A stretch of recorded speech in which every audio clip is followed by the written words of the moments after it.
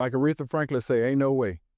Ain't no way Steph get back to another championship no time soon in these 2 years. I mean, the West is getting better. These young boys is getting more and more confident.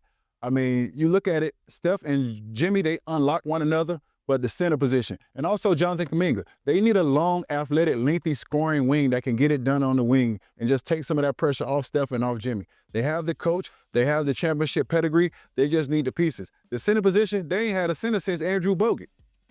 Father Time's undefeated, Perk, okay? So this Warriors team ain't getting any younger with Jimmy, Draymond, and Steph. How optimistic are you that they can make another push for a title next season?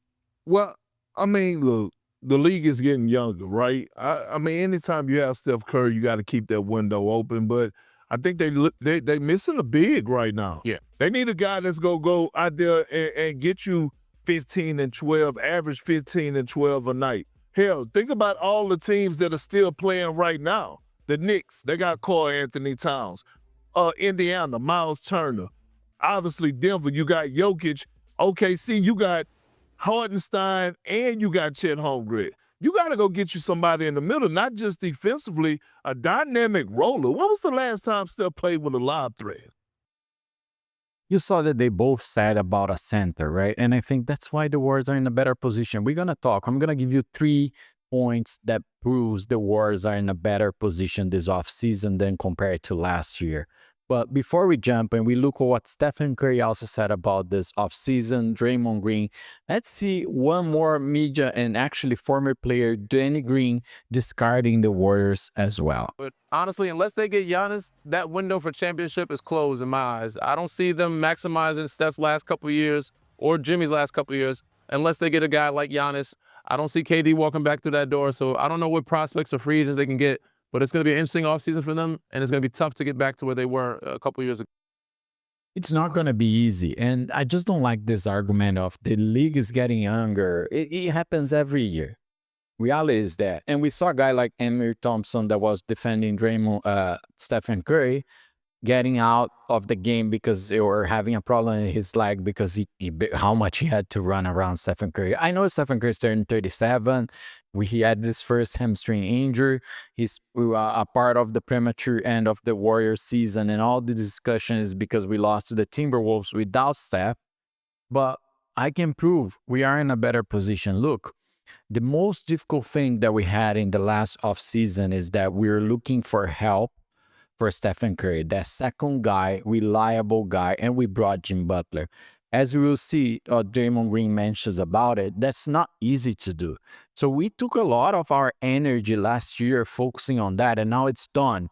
So it's part of the reasons, right? And we can look like the Timberwolves series that we lost, it was without our superstar. I know we created a lot of hopes, everyone created, but look, why would we think, as good as Jim Butler is, that he would leave the Warriors in a better spot than what we were before without him when was Stephen Curry? If you have to compare Stephen Curry and Jim Butler, I think it's undeniable for anyone that Stephen Curry is better. We were struggling before when it was only Stephen Curry, and then we lost him and we had only Jim Butler, which is not 100% because he also had that tailbone injury. So it wasn't actually a surprise of the series against the Timberwolves. We can make a big deal out of it. Like, we didn't have our main guy, Steph. We have our second main guy, not 100%. So yeah, and the Timberwolves are a great team. But now we start a fresh new year. We have pieces. We will have a little bit of space, not much, but we will have space in our cap, in salary cap. So we have how to move around. And it makes sense. So let's look at what Steph, Draymond Green said, and then I'll share with you the 3 points that makes this offseason better for us. Yeah, our contracts are all me, Draymond, Steve, Jimmy, all 2 years, and we want this ride to last as long as possible. But it's just about like, what does this team need for next year? Answering those questions over the summer, and I'm excited about it because there's clarity, although there are a lot of decisions that need to be made. Close to where you want to be. I think the biggest change that needed to be made was we needed someone like Jimmy Butler. And we made that change. So I think the hardest part is done. It's harder to get guys like that through trade, through free agency, just doesn't come up often. And so I think that part is done, and puts us in a much better situation going into this offseason than last year where we're kind of looking for that, you know? And so that being said, we have to get better, you know, and we understand that. You know, we lost in the second round, regardless of what the circumstances were. We lost in the second round, so we need to improve. We've always spoke about there being 82 game players and 16 game players. At some point, for us, we have to take a look at both because, you know, ideally, you don't want to be from February 8th on scrapping and clawing for every win that you could possibly get. That takes a toll after a while. You know, for us, we've kind of been in playoff mode for the last 3 months. It's not a highly effective way to win a championship. And so I think we all understand that from top to bottom in the organization, and we need to put ourselves in a better position to have a great year.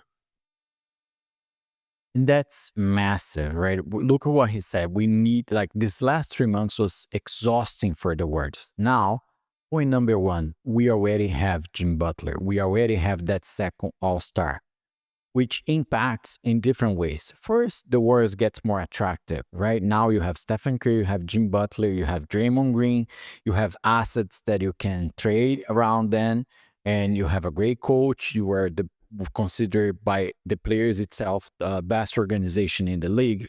So you are in an attractive place because one big guy that comes turns this team a strong championship contender, right? So a title run. So if let's imagine if we throw a Giannis there with Butler and Curry, you become one of the favorites in the West Conference, right? So it's a very attractive place to be because you have Jim Butler and Stephen Curry. You already have that second guy that you can count on, and they enhance each other. Like the Warriors are 25-3, if I'm not wrong, in the regular season since Butler arrived. Put that in the 82 games, right? It's very different. You don't have the pressure to be fighting for a play-in. You're already in a top spot. You already guarantee a better home court advantage. So that massive movement that we spend so much energy and time from the organization to make it, it is done. Then let's look to our salary cap, right? We're going to have space. Look, you take it off the 10 million that you have assigned for Kuminga here for next year. We are in 171. We have 4 spaces in the roster if we bring everyone back, which we don't know, and we know it's not going to happen. Some trades will happen, but we have space because also the apron, that is what we targeting for, right? Being under that first apron, it's going to expect to jump to 195. So we're going to be 24 million under that first apron to bring a good center. For example, that is what we know. Like Steph and Draymond, they both said that we need more size.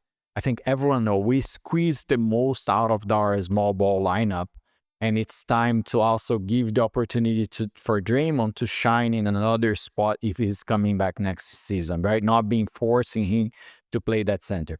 So the Warriors have Jim, they have cap space, and they know what they need to do. Point number 3, they know they need size. They know they're gonna need more reliable shooters and size. They need a center. And you add to that, if you want a bonus why the Warriors actually are in a better spot and they're not done yet.